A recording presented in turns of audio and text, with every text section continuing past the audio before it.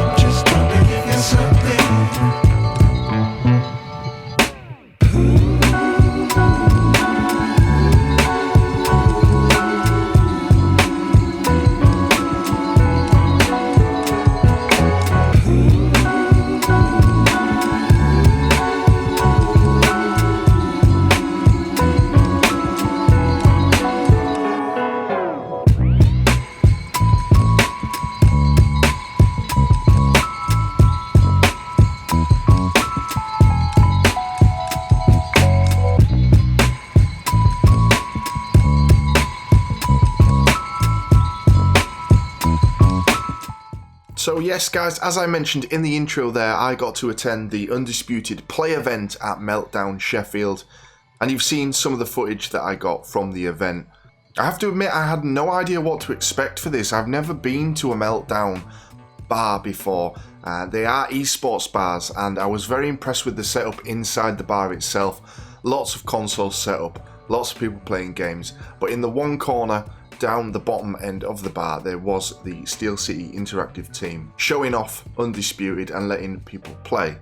Now of course we've all played the game, we've played it in early access, but this was a chance to sit and play with other people, get some new people to play the game, which I actually did throughout the night, and talk to the development team. There was a lot of Steel City Interactive staff at the event, including the head honcho Ash, who came along for a little while to play the game. Unfortunately, I didn't get a chance to chat to anyone on camera, but I did have some chats whilst playing the game against some of the developers, and I'm going to relay some of the conversation that we had together. So the first person I spoke to that was part of Steel City Interactive was actually the producer Moraine. Hopefully I'm saying her name right. I didn't quite catch how to pronounce it, but she is a producer, and she did say that she would answer some questions, but she didn't know how much she could actually tell me. Of course, certain things have to be kept secret by the dev team that are coming up, and yeah, she said,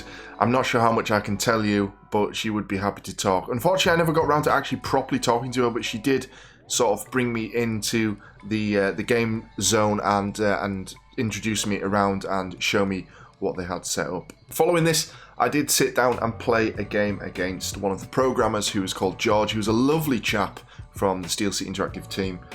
We had a full 12-round fight on the casual mode. Now he did claim that he doesn't get to play the game an awful lot, apart from when obviously they were playing it before it launched. But we had a great little fight, and he was giving me some tips on how to fight in Undisputed a little bit better.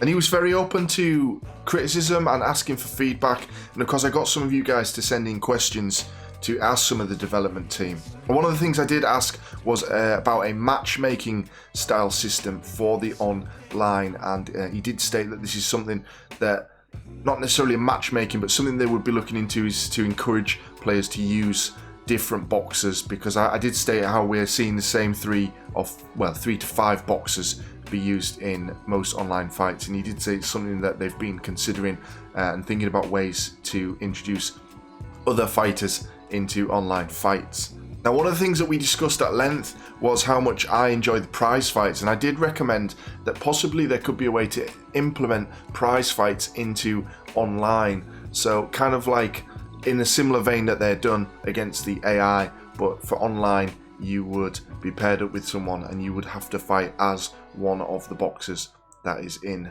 the prize fight that week. Now, he took this on board and said it was an interesting idea. I'm not sure that it's going to get implemented, but it was just a suggestion, and again, ways to expand the online experience. Now, George did ask me if I felt that the hype for the game was still there, and I had to be honest with him and relay what some of you guys have been saying, that it does feel like it's cooled off a little bit. And he was quite honest and said that the dev team kind of felt that this might have been the case from some of the things that they'd seen in the Discord and on social media. I had asked about more transparent updates and more regular updates on social media, and he stated that they have lots planned and it is all coming along in the pipeline for the game. It's just that certain things that we as a community pick up on, they might not have in the pipeline. So say for instance we find some kind of bug and we tell them about it, they put it on the docket to fix, but they already have like 3 other things that are coming up that week that need doing. So he said everything is taken on board from the social media side, from the fans, from the community. It's just taking time to get things done. Now, I did ask about the development team's size because we all know that Steel City Interactive is a small developer and they're taking on such a huge task with this licensed boxing game. George was telling me that when he started out there was about 20 staff. That has doubled since. He says it's sitting around 40 to 50 now, and they're still seeing an influx of new people. And he says when people come in, new people come in, they bring new ideas and new thoughts to the game that maybe some of the other devs haven't thought about. So he said it's always a creative process at Steel City Interactive when new people are brought in. George then led me over to have a picture with the belt that they had there on display, and then he took me over to get some of the merch. They were giving away free merch at this event, which I was actually shocked at. I thought we would have to pay for it. So I managed to snag a poster, some stickers and coasters, and yeah, I was quite impressed with that. Unfortunately no t-shirts. I was hoping there might be a t-shirt, but they didn't have any of those. Following this, I played Josh, who I believe was part of the QI team. He was a really down-to-earth bloke. We were discussing the fact how I'm not actually a boxing fan. I've told you all this, that I don't watch boxing. I've said that many times on the channel, but I love boxing video games. And he was saying that that's very interesting. He said obviously the main people that are jumping on board the game are fight fans or people that enjoy other combat sports as well. And he was actually saying that he wasn't actually a boxing fan when he joined the team. He was looking for work in the games industry, got the job, and he's since become a massive fight fan through being with the guys at Steel City Interactive. And I guess that's kind of happening to me a little bit as well. I'm starting to pick up on boxers that I didn't know about before. I failed to mention as well, I beat George in the fight that I had with him. I had a 12-round fight with Josh and I beat Josh as well.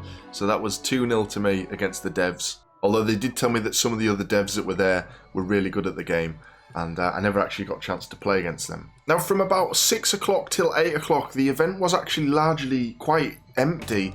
There was only really the dev team and a few people there.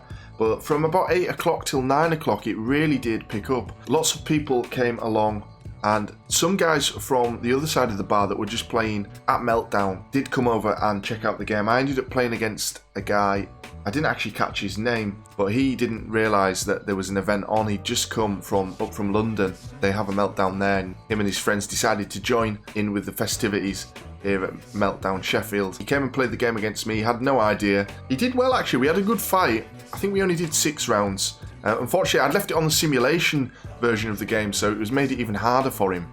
But I did end up winning that fight as well. And I did play against the AI a couple of times in the simulation mode, trying out different difficulties and things. And George came back across to ask me how I found the difficulty, and I was explaining how the amateur level is kind of too easy for me, but I did have a challenge in some of the prize fights on the harder difficulties. And then from about 9 o'clock till 10, it started to thin out again. Obviously the event wind down to about 10 o'clock it was finishing. And yeah, just generally a good vibe from the Steel City Interactive team. The devs didn't shy away from coming and chatting to people and asking about their opinions on the game and what we would like to see change. I think this was a really good event for Steel City Interactive to put on. I do think they could have maybe promoted it a little bit more than they did. I didn't see a great deal of social media posting about the event, and that's maybe what led to some quiet times during the event. But as I said, between 8 and 9 it was pretty busy. So all in all, I had a great experience with Steel City Interactive at their Undisputed Play event. Unfortunately, as I say, didn't get much chance to really chat or interview any of the devs on camera, but I did get to sit and chat to them sort of off the record. So if you'd like to see more Undisputed content, make sure to subscribe to Welcome to Gaming, and I'll see you guys in the next video.